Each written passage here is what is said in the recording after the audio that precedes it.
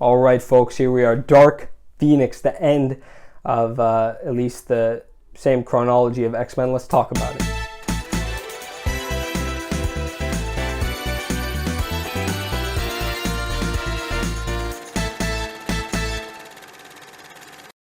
All right, here we go. So, firstly, I would just say the team dynamic here actually works pretty well throughout, the whole movie. But I think it's really exemplary in the space mission at the beginning. It's really cool, actually. They each and there's multiple moments in the film where each character actually really gets their own moment in each action scene in specific, and it's really cool that no characters were sidelined. I'll say I think that a lot of the main cast was actually given stuff to do here, and I think that's good.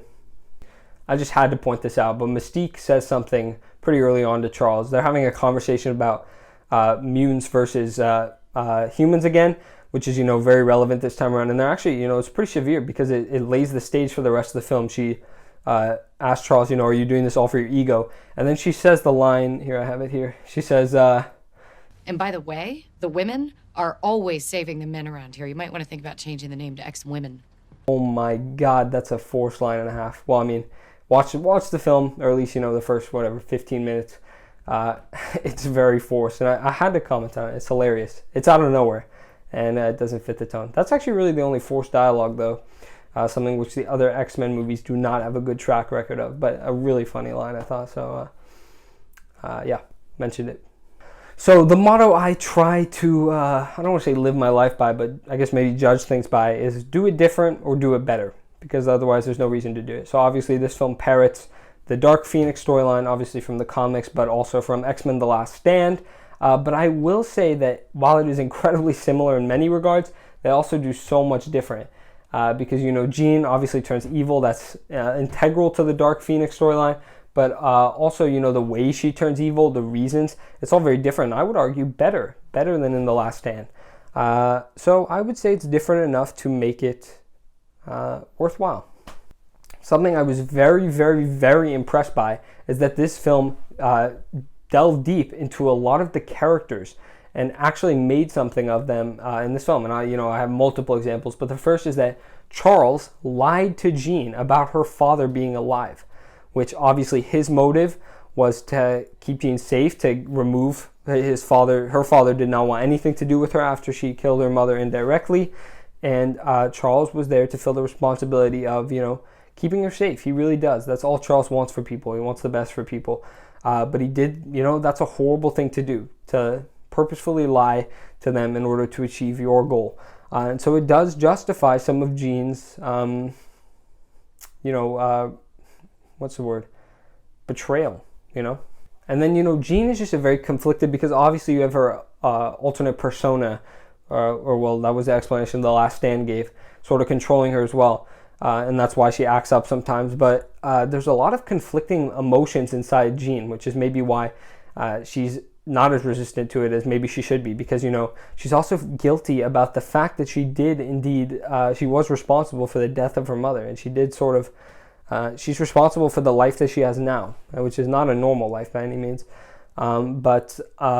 Yeah, I mean, there's just so much going on inside her that you can't really, I don't want to say you feel empathy, because, I mean, you do. You feel empathy, like Magneto almost, throughout the whole franchise. I said in my X-Men Apocalypse review, which is up there, by the way, if you haven't seen it, that Sophie Turner's acting in the role was awful. She definitely, I don't think she's a bad actor by any means. I haven't seen a lot of Game of Thrones, but she seemed fine in it. But that performance was horrible, and she's definitely improved on it quite a bit here. Maybe, I don't think it's the script, even though there was some bad dialogue in that film. But it was definitely, her performance was not great in that film, and it's better here, or else, don't make a movie about her if her performance isn't good. But it is this time around. It's good.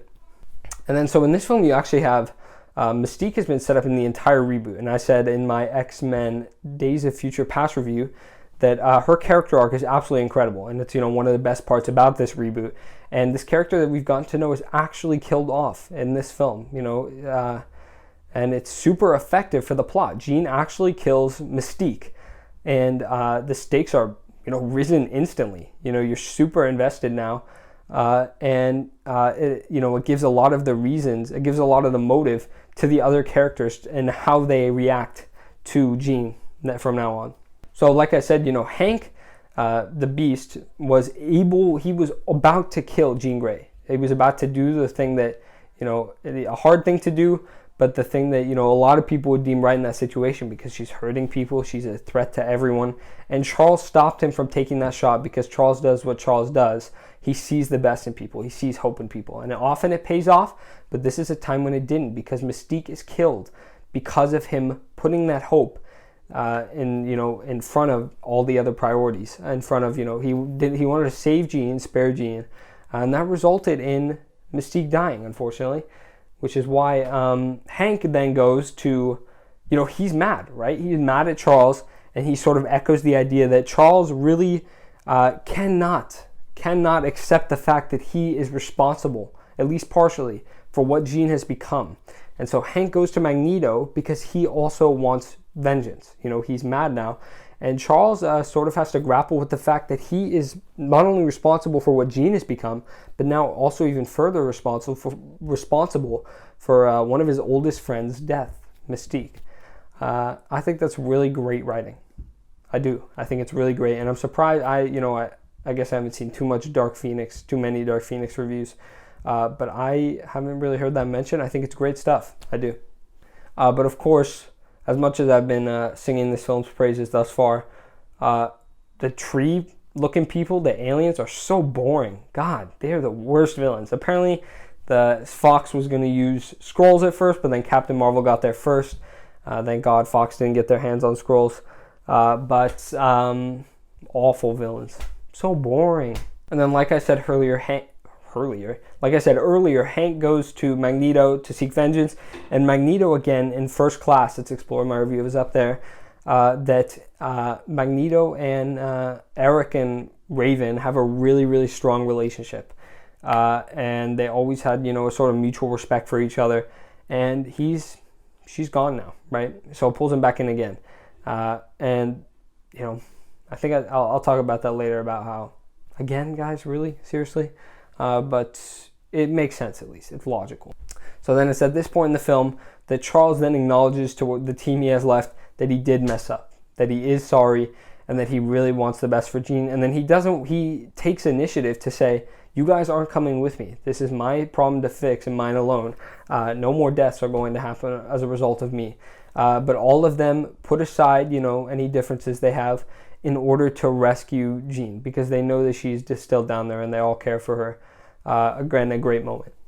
And then, Magneto and Charles meet in the park across from Jean, where they're going to save her. And then, you have another little Charles trying to save Eric monologue from doing something bad, which happens in, again, every single film.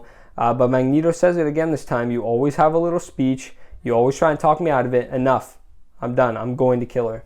And he tries, again. I'll say the final battle isn't excellent per se, but it does give everyone, their moment to shine. Sort of other action scenes in the film do as well. So everyone gets to use their powers to stop some of these tree-looking guys, which are lame again. But it is cool that we get to see, and that, I think most of the scenes are done well. Nightcrawler's like with his tail, he's grabbing people. Magneto, always great powers. He's like, yeah, watch the film. I'm not going to explain the scenes to you, okay? I won't. I just won't do it. I'll say Jean's death also was not as moving as it was in The Last Stand, where Wolverine had to kill. My review's up there, by the way, unless I said that earlier in the video, because YouTube won't allow me to do it twice. So if I did say it earlier in the video, sorry. I don't remember. Bad short-term memory. Anyway, this is about the film. What are you doing, Ethan?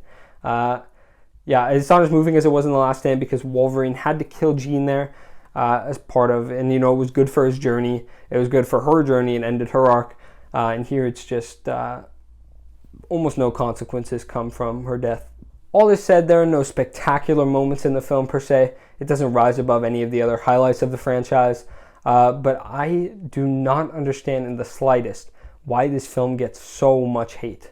I thought it was perfectly solid. Certainly better than Apocalypse, to be sure.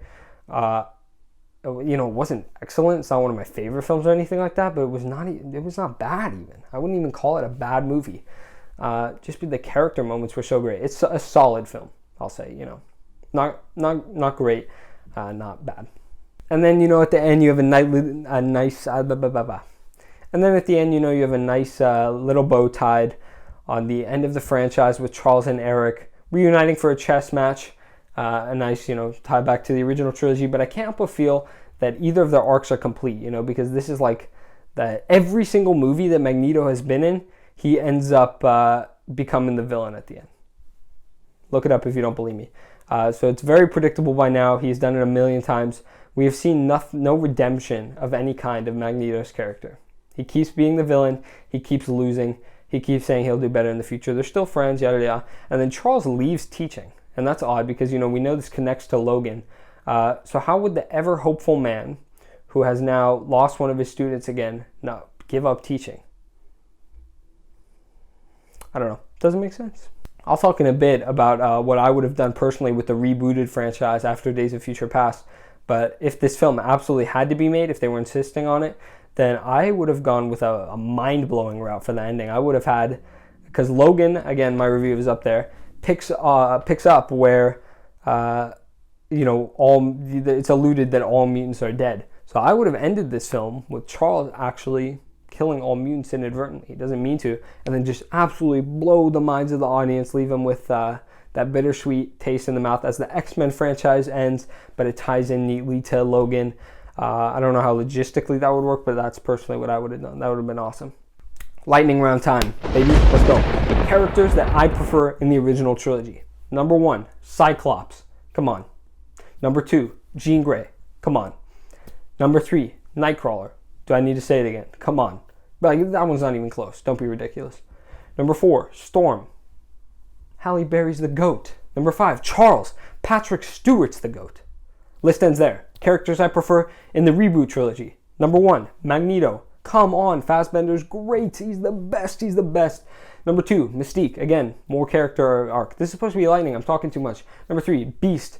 This was tough, but Beast in the original trilogy only appears one movie, so this guy's cooler. Extra number 477. The first guy in the original trilogy really phoned it in. This guy really adds that, he's probably the best part of the rebooted, franchise in general, I'd say. This guy really brings it all to his performance. All right, so ends the lightning round. Let's close out my thoughts. This video is long enough as it is. I will say that while watching this, I felt really guilty because I was expecting to not like it like everyone else. And then I was actually, enjoying myself. I was liking the movie. And I was like, what am I seeing? Am I watching a completely different cut or something like that? And then I looked it up and, the Rotten Tomatoes score, well, not good by any means. It's like a 60 or something. It's at least fresh, so it's obviously, this is another one of those divided films. I liked it quite a bit.